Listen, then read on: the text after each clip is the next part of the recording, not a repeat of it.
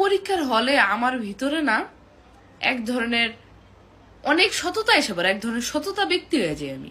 মানে পরীক্ষার হলের মধ্যে কেউ যদি আমার কোন পড়া জিজ্ঞেস করে, আমার সময় নাই, তাও আমি কি করব, ওরে কয়ে দিব পড়াটা।